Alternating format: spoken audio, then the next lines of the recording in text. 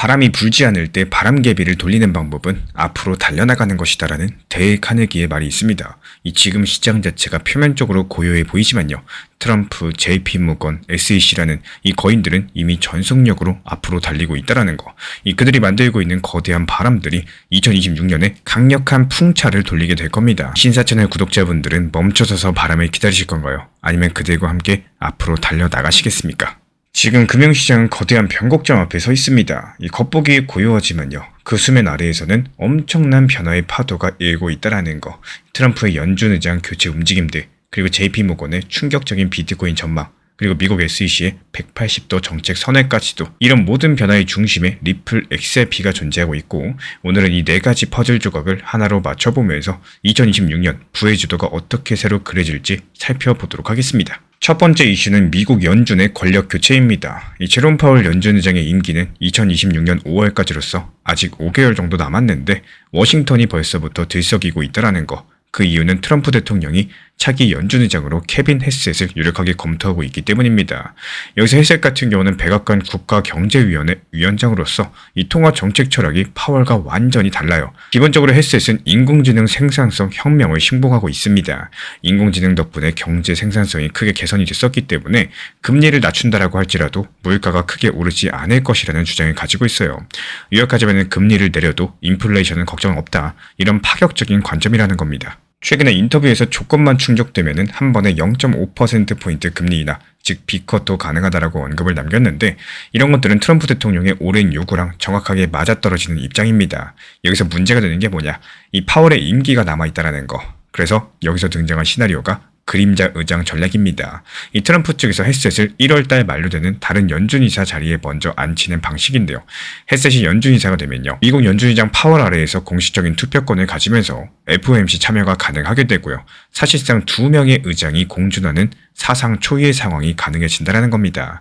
이 심지어 파월에게 조기 사임을 압박해서 헤셋이 그 자리를 승계하는 이런 시나리오까지도 거론이 되고 있는 상황인데요. 그리고 시장은 이미 반응하고 있습니다. 이 장기 국제금리가 단기금리보다 더 크게 올라가는 베어 스티프닝이 나타나면서 여기서 시장 투자자들은 새로운 연준은 성장 우선, 그리고 물가 억제는 후순위가 되지 않을까, 이렇게 예상하기 시작을 했다는 거. 결국에 정리드리자면요, 연준이 머지않아서 비둘기파로 기수 교대할 가능성이 크고, 이 돈줄이 다시 풀릴 신호가 감지가 되고 있다는 겁니다. 그리고 두 번째는 미국 월가의 베팅입니다. 이 많은 개인분들께서 11월달 비트코인 급락을 보시면서 약세장을 걱정하셨지만 정작 기관들은 반대로 움직였어요. 이 JP모건은 11월달 조정을 건전한 레버리지 해소 과정으로 평가했고, 과열됐었던 파생 포지션이 털려나가면서 시장 체력이 오히려 좋아졌다는 분석입니다. 이 특히나 JP모건 같은 경우는 비트코인의 적정 가치를 17만 달러로 제시했습니다. 기간은 6개월에서 12개월 정도, 즉 2026년 안에 17만 달러까지 상승할 것이다라고 보고 있다는 거예요. 이런 것들은 비트코인이 이 금과 유사한 역할을 수행하는 디지털 금이 될 것이라는 전제에 기반해 있습니다. 기관과 개인의 디커플링도 뚜렷해지고 있는데요. 개인들은 공포에 떨고 있지만 같은 시기 기관들은 오히려 적극 매수에 나섰습니다. 그 대표적인 사례가 12월 1일 출시된 미국 최초의 XRP 현물 ETF고, 출시 일주일 만에 6억 달러가 유입됐고요. XRP 가격은 12% 넘게 상승했습니다. 암호화폐 펀드 전반에도 기관 자금이 빠르게 들어오면서 11월 말부터 시장 반등을 이끌었습니다. 이런 공포 속에서 큰 손들이 매수하는 전형적인 바닥 패턴이 나타난 셈이겠죠. 이어서 세 번째, 미국 SEC의 대반전입니다. 이 작년 당시 게리 겐슬러 시절에 대부분의 코인을 증권 지급하면서 규제를 강화한 바가 있었죠. 하지만 지금 SEC는 완전히 달라졌다라는 거. 이 트럼프 행정부가 임명한 폴 애킨스 위원장 체제 아래에서 SEC가 프로젝트 크립토를 발표하면서 암호자산 분류 체계를 대폭 바꾸고 있습니다. 완전 탈중화된 코인은 디지털 상품, 그리고 특정 서비스형 토큰은 디지털 도구, 기존 금융자산의 토큰화만 증권으로 보는 방향성입니다. 여기서 선셋 조항은 상당히 큰 변화라고 볼 수가 있는데요. 초기에 증권처럼 반응된 토큰이라고 할지라도 충분히 탈중화되면 증권 딱지를 뗄 수 있다는 내용입니다. 이 대형 알트코인에 사실상 면죄부를 주는 조치라고 볼 수가 있는데, 이런 변화의 최대 수혜자는 리플 XRP예요. 애킨스 체제에서 XRP가 명확하게 증권이 아닌 자산으로 자리매김할 가능성이 열렸고, 그 결과로서 XRP 현물 ETF가 승인되자마자 기관 자금이 빠르게 몰렸습니다. 그리고 네 번째는 워싱턴의 정치 변수입니다. 신시아 루미스 의원이랑 트럼프 백악관 사이에 갈등이 생긴 이유는요, 트럼프 일가가 지분을 보유한 WLFI 프로젝트 때문입니다. 이더리움 기반의 디파이 대출 플랫폼으로서 자체 토큰을 발행하는데요. 이 가족들이 이득의 75%를 가져가는 구조이기 때문에 논란 자체가 커지고 있다는 거. 여기에 대해서 엘리자베스 워런은 대통령 역사상 최악의 이해 충돌이다라고 비판 남겼고, 이 와중에 백악관 측에서는 기존 루미스 진리 브랜드 법안 대신에 클래러티 액트를 밀기 시작을 했습니다. 이 법안이 디지털 자산을 느슨하게 분류해서 WLFI 같은 이 토큰도 증권이 아닌 상품으로 분류되도록 설계되어 있다는 지적이 있는데요. 루미스 의원은 강력하게 반발을 했고요. 입법 과정은 혼선을 겪고 있는 상황입니다. 마지막으로 글로벌 변수를 꼽아볼 수가 있어요. 이 중국이 10조 위안 규모의 대규모 부양책을 승인하면서 유동성 공급을 확대하고 있다는 거. 중국 내부 암호화폐 금지 완화 가능성까지도 거론이 되면서 투자 심리를 자극하고 있습니다.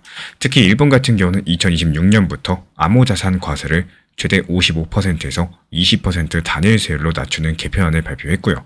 그동안 세금 때문에 시장에 참여하지 않던 일본의 대규모 자금들이 다시 한번 유입될 가능성이 크다라고 볼 수가 있겠죠. 그렇기 때문에 이제 전체 그림을 맞춰보면 흐름이 보이기 시작을 합니다. 이 미국 연준이 비둘기파로 전환을 하면서 돈줄을 풀 준비를 하고 있다는 거.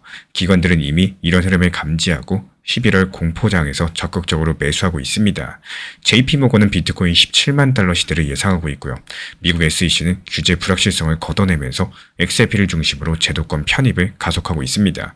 이 중국과 일본까지도 유동성을 확대하면서 글로벌 자금 흐름이 현재 암호화폐 자산으로 열리고 있다는 거예요. 그렇다면 남은 변수는 워싱턴 정치 싸움이겠죠.